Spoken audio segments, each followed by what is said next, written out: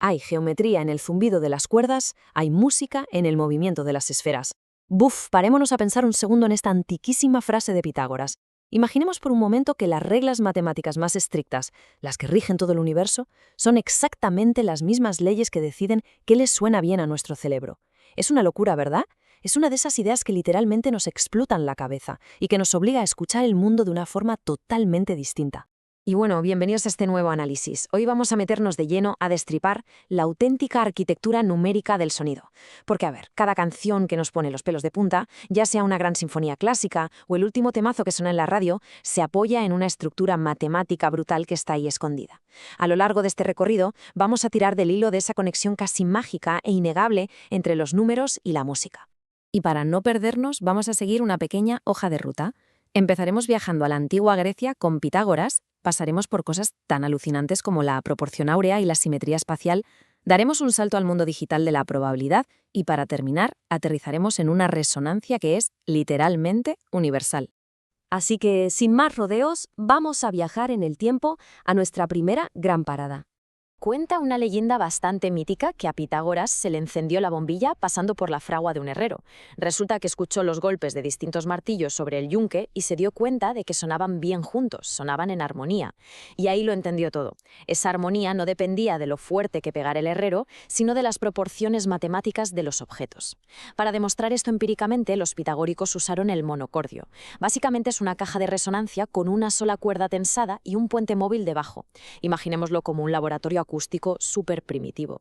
Al mover ese puente podían dividir la cuerda en fracciones matemáticas exactas. Y esto es clave porque permitía medir la altura del sonido con un rigor analítico absoluto por primera vez en la historia. Y ojo a los resultados de aquellos primeros experimentos, porque revelan un orden que es asombroso.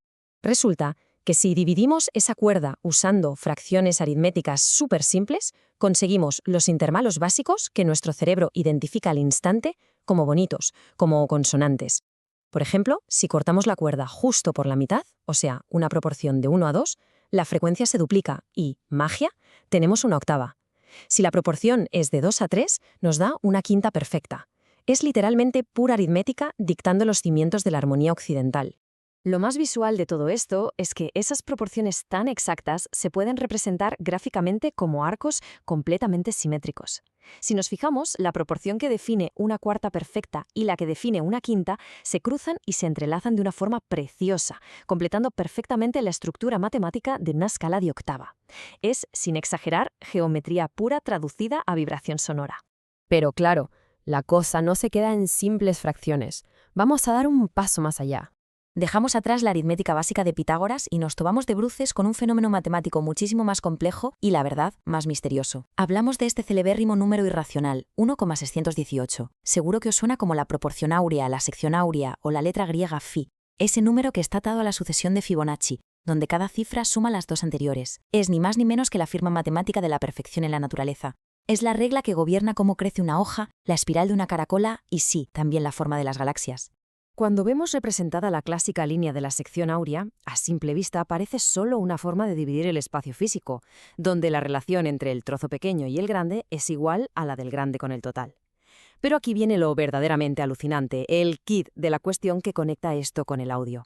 Esta proporción también divide periodos de tiempo.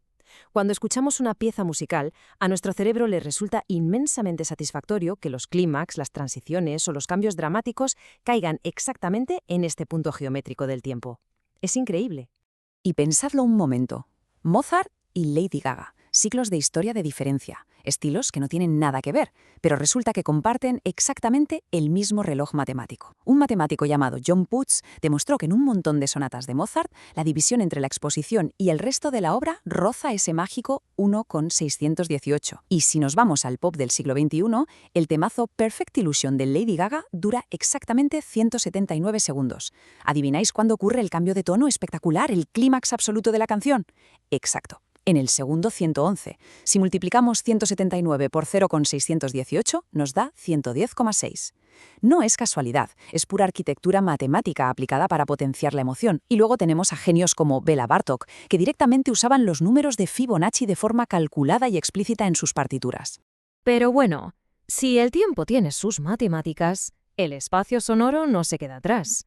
Pasamos de las proporciones temporales a la pura geometría espacial. Cuando nos ponemos a analizar las obras maestras del contrapunto, nos damos cuenta de que los grandes compositores son en el fondo verdaderos ingenieros. A menudo levantan catedrales sonoras inmensas a partir de un motivo musical minúsculo.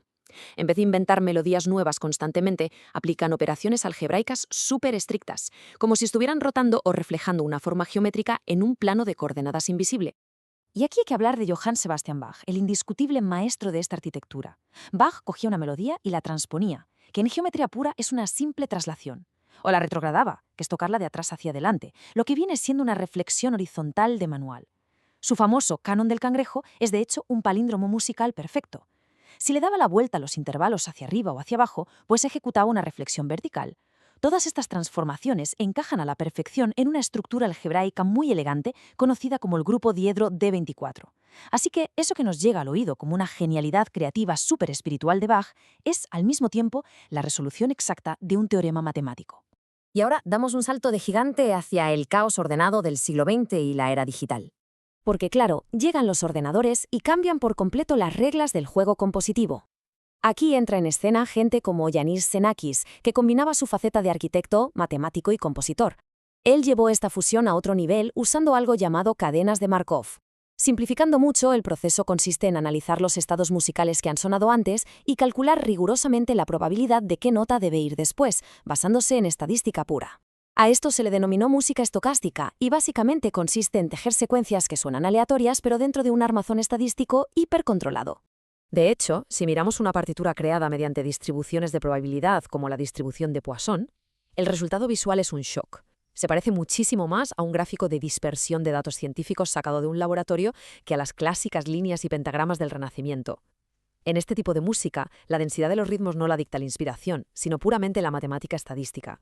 Y esta forma tan analítica de pensar trajo herramientas súper fascinantes, como el concepto del recorrido aleatorio o random walk. Es una formulación que normalmente se usa en física para ver cómo se mueven partículas microscópicas o en economía para predecir los picos impredecibles de la bolsa. Pues bien, en el ámbito estocástico, este gráfico de recorrido aleatorio se usa sorprendentemente para decidir los saltos y las caídas en la trayectoria de una melodía musical. Ojo al dato.